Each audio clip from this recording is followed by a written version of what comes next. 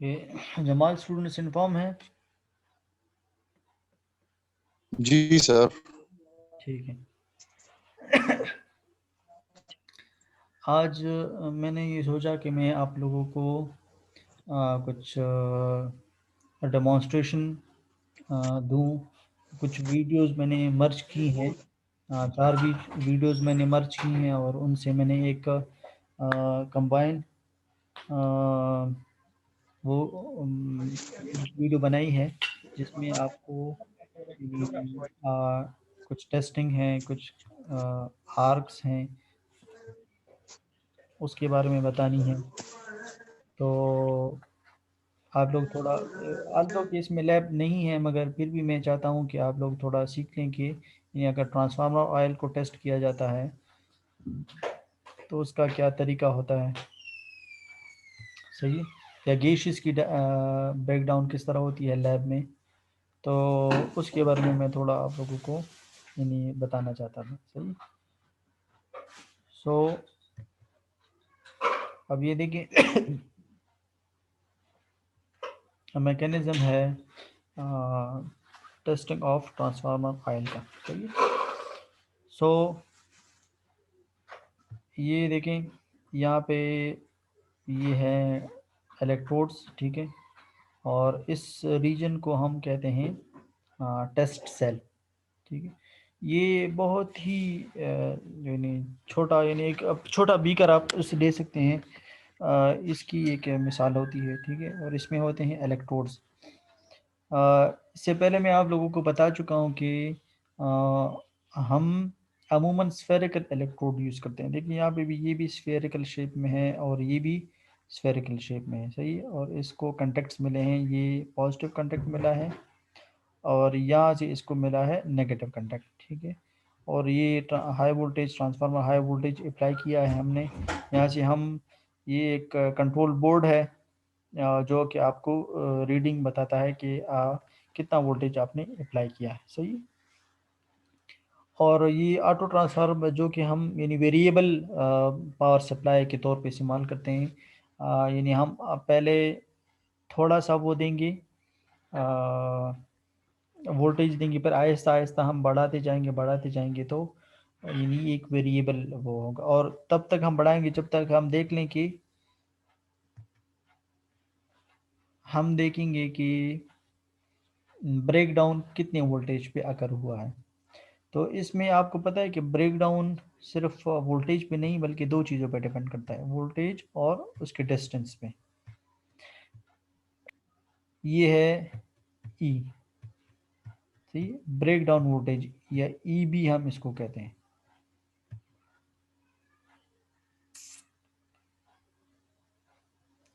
सो ई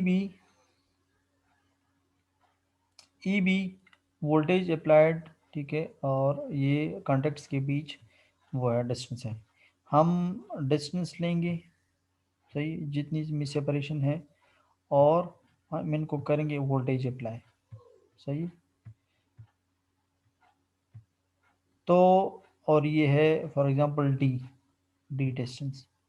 हम देखेंगे कि जब जो जो हम डी को कम करते जाएंगे, सही, क्लोज करते जाएंगे, उतनी ब्रेक डाउन जल्दी अकर हो जाएगा।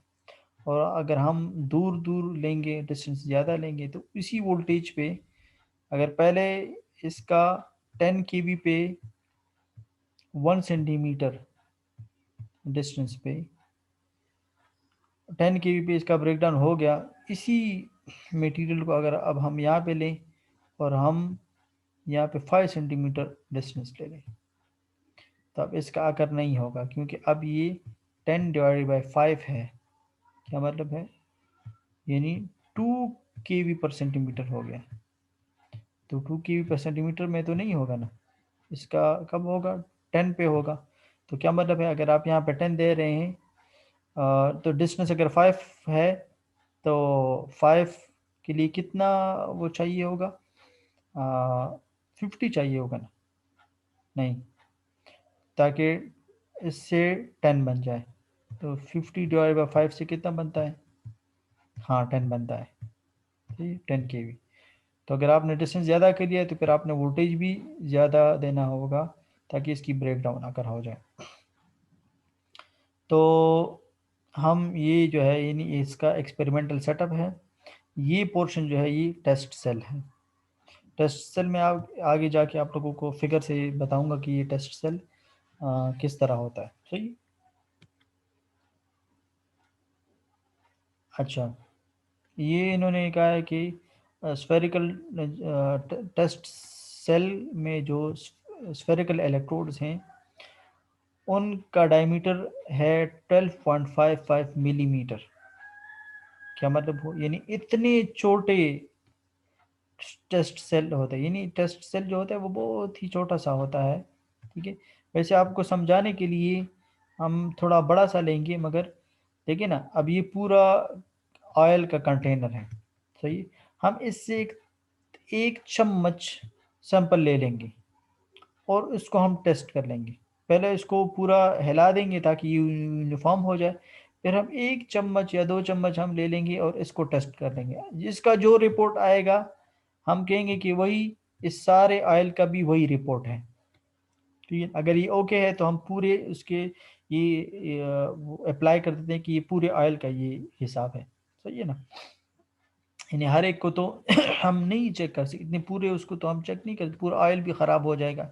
सही है ना, तो हम सैंपल लेते हैं।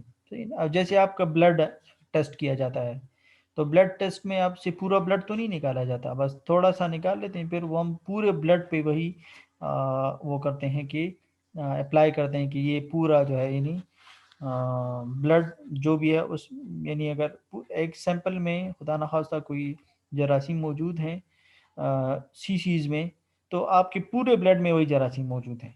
सही है ना, तो सैंपल लिया जाता है। तो इसलिए देखिए इतना छोटा सा सेल है और उसकी जो इलेक्ट्रोड्स वो हैं वो हैं 12.55 mm, इतने छोटे से डाया वाले इलेक्ट्रिकल स्फेयर्स हैं और ये स्टेनलेस स्टील से बने हुए होते हैं और पॉलिश्ड होते हैं, यानी उसमें कोई शार्प एजेस नहीं होते। कल हमने आपको यानी वो जो हम ब्रेक डाउन थ्योरीज पढ़ रहे थे तो उसमें आपको मैंने बताया था कि शार्प एजेस की वजह से यानी वो डिस्चार्ज कोरोना काज होता है, डिस्चार्ज काज होता है, जिसकी वजह से ब्रेक डाउन आसानी से अकर हो जाता है। सही है, और इनके बीच जो डिस्टेंस है वो आप खैर चेंज भी कर सकते हैं, मगर ये हम फिक्स लेते हैं 2.5 mm गैप। ठीक है ना, ये दोनों इलेक्ट्रोड्स के बीच। और ये स्फेरिकल इसलिए लेते हैं, मैंने आपको पहले भी बताया था कि स्फेरिकल इलेक्ट्रोड्स हमें approximately uniform electric field apply provide करता है, और जो फ्लैट होते हैं वो यानी नॉन यूनिफॉर्म फील्ड प्रोवाइड करता है। ये भी हम पहले पढ़ चुके हैं। सही, voltage auto transformer 230 volt 50 hertz frequency. सही। अच्छा, ये टेस्टिंग प्रोसीजर है। टेस्टिंग प्रोसीजर को आप देखें क्या लिखा है। पहले लिखा है कि first fill the sample which is need to be tested in the vessel of the test cell. Test cell के वेसल में उसका जो बर्तन है, उसका जो कंटेनर है, उसमें आप लोगों ने सैंपल डालना है। सही, और सैंपल डालते वक्त आप लोगों ने ये ख्याल रखना है कि सैंपल दूर से ना डालें ताकि इसमें बबल्स क्रिएट ना हो, क्योंकि बबल्स आपको लास्ट क्लास में हमने पढ़ा था कि बबल्स उसकी वजह से ब्रेक डाउन स्ट्रेंथ कमज़ोर हो जाती है, यानी जल्दी ब्रेक डाउन उसका हो जाता है। तो इसलिए सैंपल को फिल करें, वेसल्स को फिल करें सैंपल से। Two test electrodes which is a few distance, distance इतना लिया है, surrounded by dielectric oil, dielectric oil में डिप कर दें। सही है, ये सही है, और ये एक इलेक्ट्रोड और ये दूसरा। आपने सैंपल इतने तक डाला है तो वो तो टेस्ट करने का कोई फ़ायदा ही नहीं है। आपने इतना डालना है कि ये इसमें डिप हो जाए। सही है ना, ये पूरा डिप हो जाए। अच्छा जी, सराउंड करने का मतलब है कि वो डिप हो जाए उसमें। फिर क्या किया है, then test voltage is applied, ये वोल्टेज अप्लाई कर दें। सही है, to the spherical electrodes and continues increase the voltage up to the breakdown voltage. आप देखें वेरिएबल पावर सप्लाई ली है आप लोगों ने, आप आहिस्ता आहिस्ता जीरो से स्टार्ट लें, फिर 1 kV, फिर 2 kV, फिर 3 kV, फिर 4 kV, आहिस्ता आहिस्ता बढ़ाते जाएं, तब तक बढ़ाएं जब तक कि ब्रेकडाउन अगर ना हो तो आपको ब्रेकडाउन की वैल्यू का पता लग जाए। नहीं आप फिर टेबल बनाएं, भाई हमने पहला एक्सपेरिमेंट किया, उसका ब्रेकडाउन हमने डिस्टेंस इतना लिया और उससे वी बी इतनी की वैल्यू आ गई, फिर डिस्टेंस इतना लिया उसकी वी बी की वैल्यू इतनी आ गई, फिर डिस्टेंस इतना लिया फिर इतनी वी बी वैल्यू आ गई। सही है, तो ये फिर पूरा एक्सपेरिमेंट हो जाएगा। So then test voltage is applied to the electrode spheres and continuous increase the voltage. सही है, कंटिन्यूसली आप वोल्टेज को इंक्रीज करते जाएं up to the breakdown voltage, जब तक कि ब्रेकडाउन अकर ना हो। After that, applied voltage is reached to the maximum level of the breakdown voltage, and finally breakdown is occur. Breakdown is occur in the form of electric arc between the two electrodes। अच्छा, आपको किस तरह पता लगेगा कि भाई ये breakdown अकर हो गया है? वैसे ना, अगर उसकी कोई इंडिकेशन ना हो और आप बढ़ाते जाएं बढ़ाते जाएं बढ़ाते जाएं, इस तरह तो नहीं होगा। ये जो है बाकायदा आपको यानी इंडिकेशन इलेक्ट्रिक आर्क से होगा, दोनों इलेक्ट्रोड्स के बीच आपको आर्क देखने को मिलेगा। ये इस बात की निशानदेही होगी कि ब्रेकडाउन अकर हो गया है। सही है, तो इलेक्ट्रिक आर्क से इसकी निशानदेही होगी, इंडिकेशन होगी। Then after this when the arc is ignition by the device testing device, test voltage is switched off automatically. सही है, वो हमने इस तरह की सेटअप की होगी कि जब आर्क को वो डिटेक्ट कर लेता है तो वोल्टेज खुद ब खुद बंद हो जाता है। सही, और इसकी जो रीडिंग है वो मॉनिटरिंग जो डिस्प्ले बोर्ड है उस पर वो खुद ब खुद आ जाता है कि भाई इतनी ब्रेकडाउन वोल्टेज है। सही है, testing device will measure the breakdown voltage and report it. जो टेस्टिंग डिवाइस होता है वो ब्रेकडाउन वोल्टेज को मेजर करके आपको रिपोर्ट दे देता है, यानी डिस्प्ले पे दे देता है, एलईडी पे बता देता है। ठीक है, अगर आपको आरएमएस फॉर्म में चाहिए तो वो उसको आरएमएस में भी कन्वर्ट कर सकता है। Finally the transformer oil it's test is completed, बस टेस्ट कंप्लीट हो गया। Dielectric strength of the oil is measured under test, और डायलेक्ट्रिक स्ट्रेंथ आपको यानी डायलेक्ट्रिक स्ट्रेंथ किस तरह, कितना वोल्ट, कितने वोल्टेज पे वो अकर हुआ था, ब्रेकडाउन अकर हुआ था, उस वक्त वोल्टेज कितना दिया था आप लोगों ने, और इलेक्ट्रोड्स के बीच डिस्टेंस कितना था।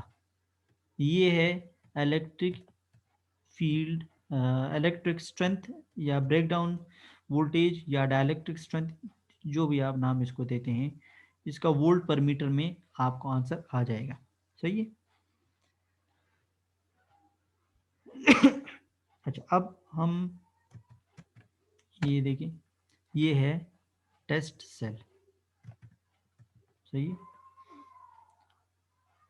ये किस शेप के इलेक्ट्रोड्स आपको नज़र आ रहे हैं? स्फेरिकल या सेमी स्फेरिकल आप इसको कह सकते हैं। ठीक है ना, हाफ स्फेयर है। सही, और इसको रोगोस की प्रोफाइल इलेक्ट्रोड्स भी कह, ये दूसरा नाम दिया गया है। ठीक है, रोगोस की प्रोफाइल इलेक्ट्रोड्स, ये इस तरह डी शक्ल में होते हैं, डी यानी सीमी स्फेयर आप उसको कह सकते हैं, पूरा स्फेरिकल तो नहीं है, सीमी स्फेरिकल। ठीक है, और ये है टेस्ट सेल। देखिए इसमें ऑयल डाला हुआ है, और ये पॉजिटिव इलेक्ट्रोड और ये नेगेटिव। पॉजिटिव को हम फेस से कनेक्ट करते हैं, नेगेटिव को हम ग्राउंड से कनेक्ट करते हैं, और फिर जो है ये नहीं, अच्छा, और इसको डिप किया हुआ है। इतना ऑयल डालना है कि डिप, और अगर आप देखें तो ज़ाहिर इसमें कोई बबल आपको नज़र नहीं आ रहा है, यानी आपने इतनी दूर से नहीं डालना जिस तरह वो चाय वाले जाग बनाते हैं, तो आप ये ना हो कि इतनी दूर से आप वो करें कि हाँ ये बिल्कुल बबल से ही भर जाए। तो जब पहले से ही आपने अभी टेस्ट भी नहीं किया तो और बबल्स बन गए, तो इसका मतलब है कि इसकी डायलेक्ट्रिक स्ट्रेंथ आप लोगों ने एडवांस में ही कमज़ोर कर दी, इसकी स्ट्रेंथ को आप लोगों ने गिरा दिया। क्योंकि हमने इससे पहले जितनी भी थ्योरीज पढ़ी तो उसने गैस पॉकेट्स और बबल्स का वो किया था। ठीक है, अच्छा, ये जो है डिस्टेंस, ठीक है, इस डिस्टेंस को आप लोगों ने मेजर करना है कि कितनी, यानी बाकायदा फुट से आप लोग या कोई इस तरह के मेजरिंग डिवाइस हो, अंदाजे से नहीं कि ये इतना हो गया, नहीं, बाकायदा आपने चूंकि टेबल बनाना है तो टेबल बनाने के लिए आप लोगों ने इसके लिए वैल्यू का होना ज़रूरी है, बाकायदा फिक्स्ड वैल्यू, कितना वोल्टेज अप्लाई कर रहे हैं और इसमें कितनी डिस्टेंस है। सही है। सर इसमें 12.5 mm जो आपने बताया है, ये हाँ इसके हाँ, दरमियान का फासला है, जी जो जी बिल्कुल, इलेक्ट्रोड्स के दरमियान का फासला जी होगा। जी बिल्कुल, ये वाला, ठीक है। अच्छा, ठीक है सर, ये फासला है। हाँ ये वाला सही है। अच्छा, अब अ, मैं जो वीडियोस आप लोगों को दिखाने जा रहा हूँ, ठीक है, ये 4 वीडियोस मैंने नेट से ही लिए हैं, ठीक है, और इन चारों को मैंने मर्ज किया है एक वीडियो में। तो एक वीडियो है break down of the gaseous dielectric, यानी गैसियस डाइलेक्ट्रिक, इन एयर लिया है इन्होंने, और एक एयर के लिए ये पैरेलल प्लेट्स इलेक्ट्रोड्स लिए हैं, और उसके लिए ब्रेक डाउन किया है, परफॉर्म किया है। फिर ट्रांसफार्मर ऑयल टेस्ट किस तरह किया है, तो उसके लिए जो है एक वीडियो क्लिप मैंने ली है। और प्लाज्मा हमने पढ़ा था, और मैंने आपको बताया था कि डिफरेंट प्लाज्मास के डिफरेंट कलर्स होते हैं, डिफरेंट गैसेस के प्लाज्मा के डिफरेंट कलर, यानी एयर का प्लाज्मा का कलर अलग होगा, ठीक है, डिस्चार्ज। और ये कलर किस वजह से आता है वो भी मैंने आपको बताया था कि, यानी अब फॉर एग्जांपल यानी कोई भी एटम, न्यूट्रल एटम को कोई कोलिजन की वजह से इलेक्ट्रॉन टकराता है, ठीक है, तो इससे आयनाइजेशन काज होती है, ठीक है, इससे इलेक्ट्रॉन निकल जाता है और टू ई आता है। ये टू क्यों आता है ये मैं आपको समझा चुका था कि एक इलेक्ट्रॉन यहाँ से निकला है और एक इंसिडेंट इलेक्ट्रॉन, तो यहाँ पे टू इसलिए आता है, ठीक है। और कुछ ना कुछ एनर्जी हमें मिल जाती है, ये आयनाइजेशन में भी मिलती है, एक्साइटेशन डी एक्साइटेशन में भी मिलती है। तो और इसकी मिसाल मैंने आपको ट्यूबलाइट या एनर्जी सेवर का आपको बताया था कि उसमें ये चूंकि गैसेस से भरा होता है तो उसमें इसलिए इसको डिस्चार्ज ट्यूब भी कहते हैं, ठीक है ना। ये जो वो है इलेक्ट्रिक ट्यूब, ठीक है, इसको डिस्चार्ज ट्यूब भी कहते हैं। तो प्लाज्मा के डिफरेंट कलर्स की एक डेमो मैंने वो की है। और आर्क जो है, यानी जब ग्रिड्स में आपको पता है कि वो हटाया जाता है तो उसमें आइसोलेटर लगे हुए होते हैं, आप डायरेक्टली बस बार को डिस्कनेक्ट नहीं करते।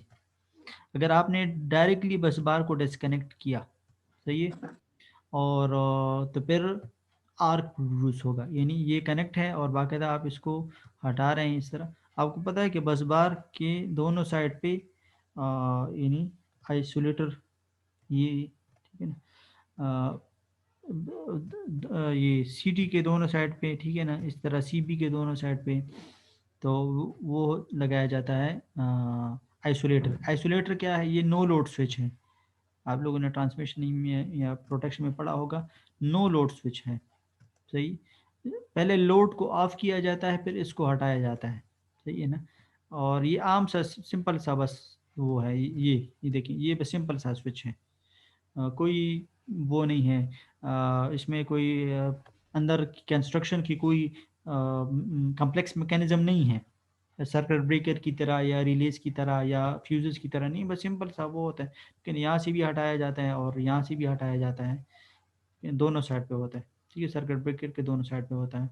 तो ये नो लोड स्विच होता है, पहले आप लोड को ऑफ करेंगे, ठीक है ना, फिर आप इसको हटाएंगे। अगर आपने लोड के दौरान ही इसको हटा दिया तो फिर आर्क प्रोड्यूस होगा। इस आर्क के लिए भी मैंने एक क्लिप वो की है, तो ये मैं आपको वो करूँगा, ठीक है। इससे हमारा जो वो है कोर्स मिड टर्म का वो कंप्लीट हो जाएगा, क्योंकि 8th वीक है और मेरे ख्याल में नेक्स्ट वीक से, अभी तो मुझे तो वो नहीं मिला, मगर नेक्स्ट वीक से फिर आप लोगों का शायद मिड टर्म का वो हो, ठीक है। तो हमारा जो कोर्स है वो इन स्टार्ट से हमने क्या क्या पढ़ा है, हमने हाई वोल्टेज के बारे में पढ़ा है कि हाई वोल्टेज क्या है, इसकी क्या ज़रूरत है, सही है। और फिर इसके अलावा हमने उसका पढ़ा है, केसेस पढ़े थे कि यानी अगर हम हाई वोल्टेज को प्रोड्यूस नहीं करेंगे और लो वोल्टेज को ही ट्रांसमिट कर देंगे तो फिर हमें करंट का और लॉसेस का और कंडक्टर साइज का, कॉस्ट का, एफिशिएंसी का, उसका हमें सामना करना होगा। तो इसके लिए हमने 2 केसेस पढ़े थे पहले ही लेक्चर में। इसके अलावा फिर हमने इलेक्ट्रिक फील्ड क्या होता है, electric field intensity, electric flux density, और इसके अलावा फिर हम डायपोल्स की तरफ चले गए, dipoles, permanent dipoles, temporary dipoles, और फिर पोलराइजेशन की तरफ चले गए। फिर पोलराइजेशन के हमने टाइप्स पढ़े, आयनिक पोलराइजेशन, ओरिएंटेशन पोलराइजेशन और इलेक्ट्रॉनिक पोलराइजेशन। तीनों के लिए हमने एग्जांपल्स भी पढ़ी। और फिर हम ब्रेक डाउन की तरफ चले गए, स्पार्क क्या होता है और आर्क क्या होता है, ब्रेक डाउन वोल्टेज क्या होता है, ब्रेक डाउन स्ट्रेंथ क्या होता है, किसी भी इंसुलेटर के लिए का वो यानी अच्छे इंसुलेटर की प्रॉपर्टीज़ क्या होती हैं, सही, गुड इंसुलेटर की प्रॉपर्टीज़ वो भी हमने पढ़ी। डाइलेक्ट्रिक क्या होता है, इसको डाइलेक्ट्रिक क्यों कहा जाता है, और फिर गैसियस डाइलेक्ट्रिक, उसकी जो वो हैं ब्रेक डाउन प्रोसेसेस हैं वो हमने पढ़े। प्रेशर पे डिपेंड है, तो पास्टन लॉ उसके लिए हमने पढ़ा था। और फिर जो है हमने टाउनसेंड थ्योरी पढ़ी। फिर लिक्विड की तरफ आ गए, तो लिक्विड में हमने 4 ब्रेकडाउन के थ्योरीज पढ़ी, और उसके यानी बाकायदा हमने लिक्विड के डाइलेक्ट्रिक प्रॉपर्टीज हमने पढ़े, सही है। और ट्रांसफार्मर ऑयल की टेस्टिंग के बारे में आज हमने पढ़ा। तो ये पूरा जो है एक समरी मैंने आपको दे दी है कि ये हमारा कोर्स था, ठीक है। अब मैं आपको वो वीडियो क्लिप जो है वो दिखाना चाहता हूँ, सही है। तो आप इसको देखें, फिर हम इस पे खैर साथ साथ बात भी करेंगे कि ये क्या है।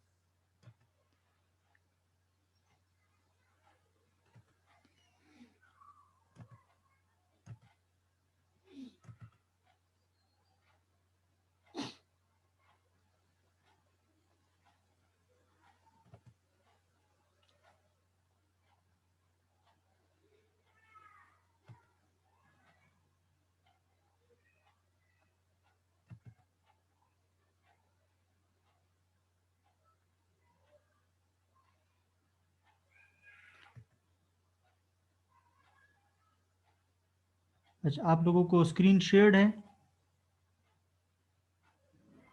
जी Yes, sir. सर। वीडियो की स्क्रीन है ना? Yes, sir. Yes, sir. ठीक है।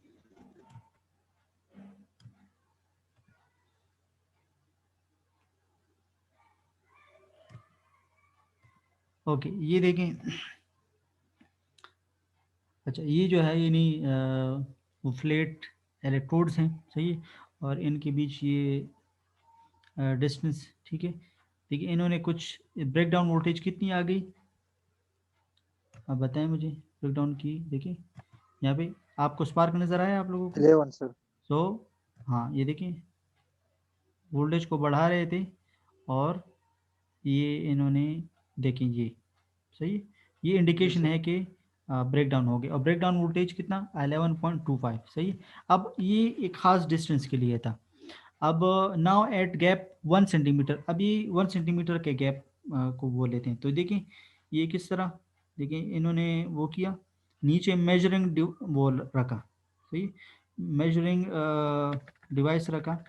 और अब ये देखिए कंट्रोल पैनल है, यहाँ से ये, ठीक है ना, डिस्टेंस को फिक्स किया। अब जो है यानी ये वोल्टेज को आप देखें डिस्टेंस को 1 सेंटीमीटर तक रखें, सही। और अब ये वोल्टेज को आहिस्ता आहिस्ता से बढ़ाएंगे, और तब तक बढ़ाएंगे जब तक कि ब्रेकडाउन आकर ना हो, सही है। अच्छा, सर इसके दरमियान ऑयल नहीं होता है सर? ये वो है, ये मैंने आपको बताया कि ऑयल ट्रांसफार्मर ऑयल टेस्ट नहीं है, ये गैस किसका है, सही है। अच्छा गैस है। हाँ, गैस जी सर। इसका है, तो एयर इन्होंने लिया है। तो मैंने वो स्लाइड में आपको बताया था, पहले मैं ठीक आपको है, नॉर्मल यार। बताऊंगा, फिर उसके बाद ऑयल का होगा, सही है? जी सर। ये सर ये नॉर्मल एयर पर इन्होंने किया है। जी जी जी, देखिए ना 1 सेंटीमीटर, मैंने आपको क्लास में भी बताया था, 1 सेंटीमीटर गैप के लिए एयर का कितना आता है, 21 kV बताया था ना मैंने।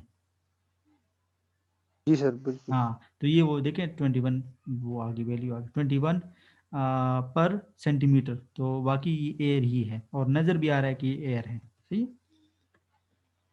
अब ये डिस्टेंस को 1.5 सेंटीमीटर तक बढ़ाते हैं, ठीक है।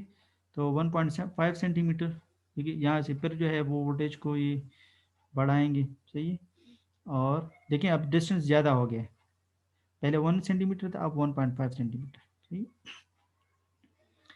और अब ये देखेंगे कि अब देखें अब ज़्यादा हो गए। मैंने इससे पहले भी स्लाइड्स में आपको बता चुका हूँ कि जब देखें ये 0.5 सेंटीमीटर गैप था तो ब्रेकडाउन अगर हुआ 11.25 kV पे, और जब डिस्टेंस को बढ़ा दिया तो अब ज़्यादा वोल्टेज दरकार होगा कि उसकी ब्रेकडाउन अगर हो जाए। अब 21 पे और 1.5 के लिए देखें ये 32 पे हुआ। तो इसका अब आप टेबल बनाएंगे, वो जो ऑब्जर्वेशन, जिस तरह आप लैब में ऑब्जर्वेशन करते हैं तो ऑब्जर्वेशन में एक साइड पे आप डी लिख लेंगे, दूसरे साइड पे वी लिख लेंगे, और आप रीडिंग लिखेंगे कि इतनी डी पे इतनी वोल्टेज पे ब्रेकडाउन अगर हुआ, इतने वोल्टेज पे इतने पे, इस तरह। सही, ये था गैसियस का। अब हम ट्रांसफार्मर ऑयल की तरफ आते हैं। देखिए ऊपर मैंने लिखा है ये ब्रेक डाउन इन गैसियस, ठीक है, break down in gaseous high voltage testing.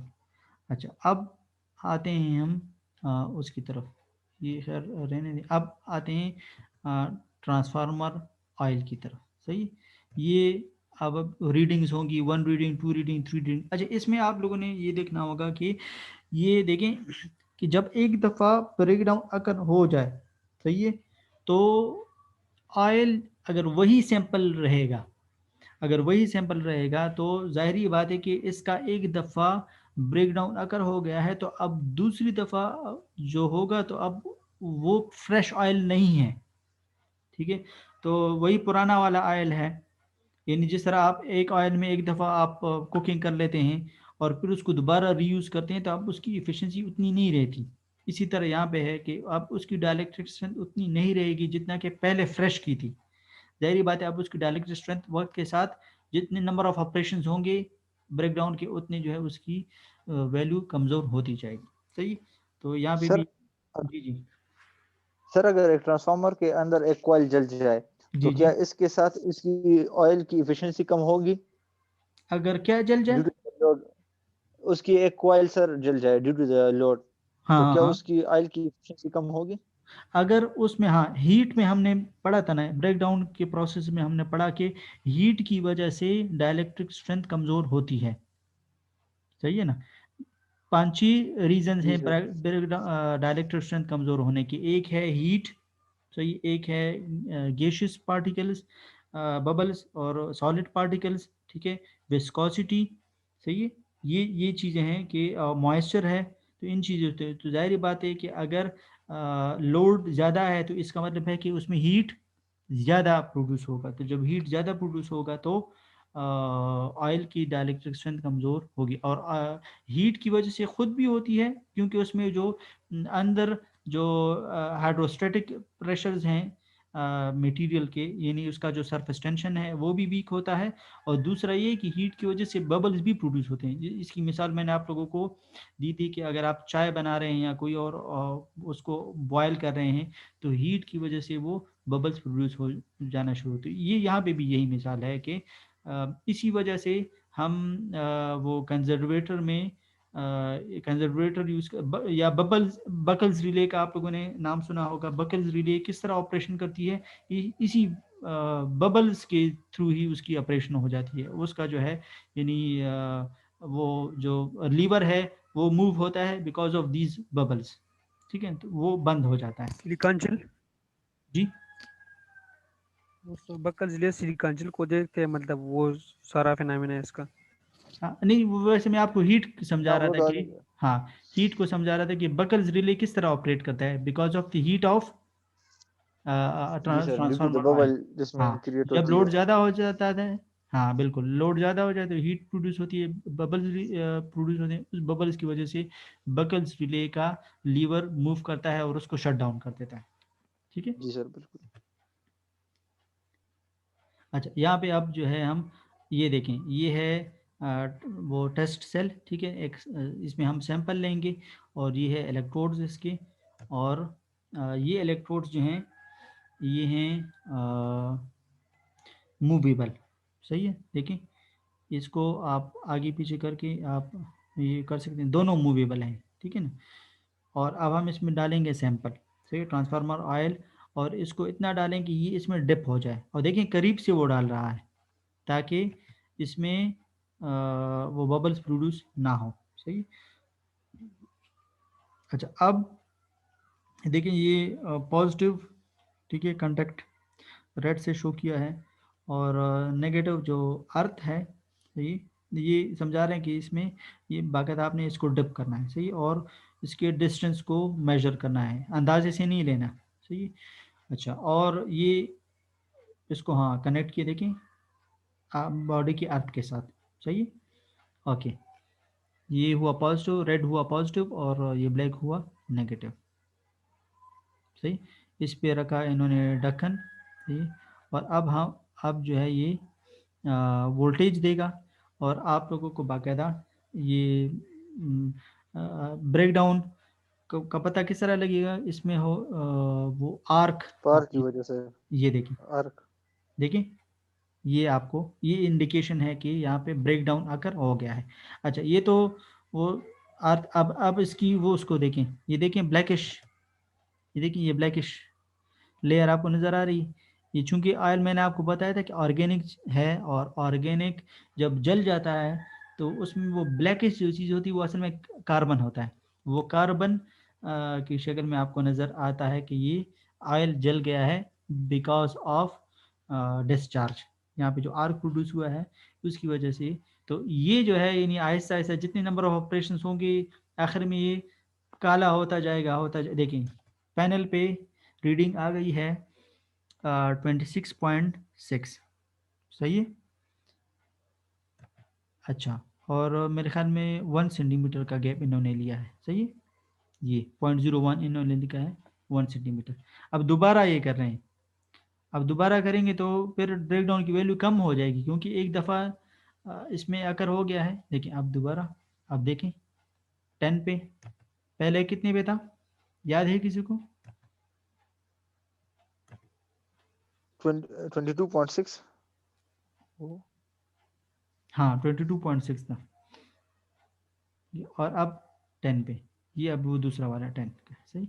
अच्छा, अब ये तो खैर ट्रांसफार्मर ऑयल की टेस्टिंग का हो गया कि ये क्यों वो स्ट्रेंथ क्यों कम अभी हुआ, सर मैंने कम आपको बता। वोल्टेज है, जी, जी। अभी तो हाँ, वोल्टेज कम है, कम हाँ वोल्टेज पे क्योंकि होगा क्यों? हाँ जल्दी आकर हो गया ब्रेक डाउन, अब कम वोल्टेज पे भी आकर हो गया। उसकी वजह मैंने आपको बताई कि ये फ्रेश ऑयल नहीं था, डिस्टेंस। पहले वाला फ्रेश ऑयल था, अच्छा, उसमें फ्रेश डायलेक्ट्रिक आयल करंट है। ज़्यादा थी। अब जो है यानी इसकी जो है, सेम जी, जी कोई क्वेश्चन? नो सर, ठीक है सर। ठीक है, सही। डिस्टेंस सेम थी लेकिन ऑयल सही नहीं थी। हाँ हाँ बिल्कुल, वो ऑयल की क्वालिटी उसने, ठीक है। अच्छा, फिर ये वो प्लाज्मा का मैं आपको कहा था कि यानी कि किस तरह इसमें होता है, ठीक है। और ये डिस्चार्ज ट्यूब लिया है, और वो रिएक्शन भी है, यहाँ पे समझा रहे हैं कि इसने इसको हिट किया और इलेक्ट्रॉन से इजेक्ट हुआ और एनर्जी निकली, ठीक है। अच्छा, तो ये देखें चार मुख्तलिफ गैसेस का, हीलियम का ये है, वाटर का, वाटर वेपर्स, वाटर का मतलब water in the form of liquid नहीं, in the form of gas, सही है ना, यही वाटर वेपर्स हैं, सही है। और ये वाला है कार्बन डाइऑक्साइड, और ये वाला है आर्गॉन। तो देखें डिफरेंट कलर्स हैं, मैं इसके अब पता नहीं क्या क्या नाम है, इसको मैं पिंकिश कहूँगा, और इसको क्या कहूँगा, ठीक है ना। तो ये बस डिफरेंट कलर्स हैं, सही। अच्छा, अब हाई वोल्टेज, ये देखें ये ऑन लोड इन्होंने हटाया, तो जी इस कंडक्ट और इस कंडक्ट के बीच जो एयर है वो सारा का सारा आयनाइज्ड हो गया। ये असल में आयनाइज्ड एयर है, ये आर्क क्या है, आयनाइज्ड एयर है, ठीक है। Air in the form of ionised, ठीक है। तो ये देखिए, ठीक है, ऑन लोड ही इसको हटा रहे हैं, तो देखिए पूरी एक से दूसरे तक पूरी एक लाइन बन जाएगी, यहाँ पे इससे लेकर यहाँ तक देखिए पूरी लाइन यहाँ पे, ठीक है। ये देखें ये शॉर्ट सर्किट दरख्तों की वजह से, ठीक है। ये देखें ये सॉलिड इंसुलेटर जो है वो उसकी डाइलेक्ट्रिक स्ट्रेंथ कमज़ोर हो गई है, तो वो उस तरह इंसुलेशन नहीं कर पा रहा जिस तरह इसको करनी चाहिए, ठीक है। ये देखें ये भी सॉलिड इंसुलेटर्स बाकायदा पूरी एक लाइन वो की है। अच्छा, और ये कोई दरख्त वगैरह जो हैं इसकी लपेट में आ गए हैं, तो ये सही।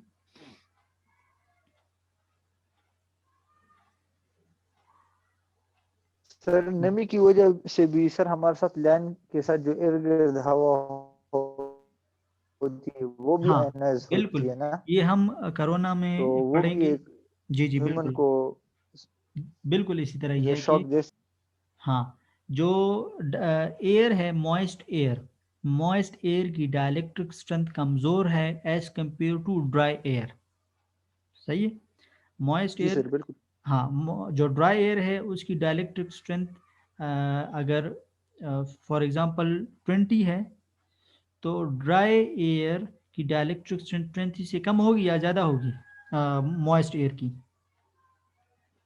कम कम होगी होगी सर। सर, कम होगी, कम यस, होगी ठीक, सर। बिल्कुल कम कम होगी, यानी वो जल्दी उसका हो जाएगा, ठीक है ना, ब्रेक डाउन हो जाएगा। तो हम इसको कोरोना में इंशाल्लाह पढ़ेंगे कि फाउल वेदर कंडीशंस जो है, फाउल वेदर कंडीशन में यानी आंधी जो चलती है या बारिश होती है, तो इसमें कोरोना के चांसेस ज़्यादा होते हैं एज़ कम्पेयर टू अगर मौसम अच्छा है तो यानी वो जो आप बात कर रहे थे मॉइस्ट, तो ये भी एक रीज़न है कि यानी कोरोना जो है या ब्रेक डाउन गुड कंडीशंस में या गुड वेदर में इतना जल्दी आकर नहीं होता, क्योंकि इसकी स्ट्रेंथ ज़्यादा होती है as compare to foul weather में। फाउल वेदर में स्नो भी आता है, बारिश भी आती है, आंधी भी आती है, ठीक है, मॉइस्चर भी आता है, तो ये सारे उसके रीजन्स हैं, ठीक है जी। जी सर। सर बाज़ औक़ात हम सुनते हैं कि हाई वोल्टेज लाइन के करीब नहीं जाना चाहिए क्योंकि वो इंसान को अट्रैक्ट करती है ड्यू टू इस मैग्नेटिक फील्ड, तो हाँ उसकी हाँ, अपनी मैग्नेटिक फील्ड होती है, जी उसकी जी वजह से 1 फीट या 2 फीट कोई जी। भी डिस्टेंस हो तो वो इंसान को अट्रैक्ट करती है, तो क्या ये बात सच है सर? ये इसमें इलेक्ट्रिक फील्ड इंटेंसिटी होती है किसी भी चार्ज की वजह से, किसी भी यानी जो अब एक मिनट में आपको समझाता हूँ। अम, ये कहाँ पे चला गया? अच्छा, देखिए, कोई भी सोर्स चार्ज होता है, ठीक है, और टेस्ट चार्ज होता है, तो सोर्स चार्ज टेस्ट चार्ज पे यानी इलेक्ट्रिक फील्ड इंटेंसिटी अप्लाई करता है, सही है। तो इसी तरह हम लाइन चार्जेस भी लेते हैं, तो लाइन चार्जेस का जो है यानी उसका भी अपना एक इलेक्ट्रिक फील्ड होता है, और वो अप्लाई होता है किसी भी पॉइंट पे। अगर हम फॉर एग्जांपल अपने आप को पॉइंट ऑफ ऑब्जर्वेशन लें और लाइन ट्रांसमिशन लाइन को लाइन चार्जेस ले लें, तो उन लाइन चार्जेस का हमारे ऊपर भी इलेक्ट्रिक फील्ड इंटेंसिटी अप्लाई होगी, सही है? तो इसीलिए इसी वजह से हम इसको हाइट पे रखते हैं, और इसको कहते हैं ग्राउंड क्लियरेंस, ठीक है। ट्रांसमिशन लाइन को आपस में भी दूर रखते हैं, इसको लाइन टू लाइन क्लियरेंस कहते हैं, और हम ग्राउंड से इसको दूर रखना है या हमारे बॉडी से इसको दूर रखना है, तो इसको जो है हम यानी ग्राउंड क्लियरेंस कहते हैं। अब हम जितना हाई वोल्टेज होगा उतनी उसकी इलेक्ट्रिक फील्ड ज़्यादा होगी, उतना ही उसको ऊंचा रखना होगा। आप डिस्ट्रीब्यूशन लाइन को देख लें, उसकी हाइट इतनी नहीं होती, और जो जी सर बिल्कुल। वो है high high voltage transmission line है उसकी हाइट ज़्यादा होती है।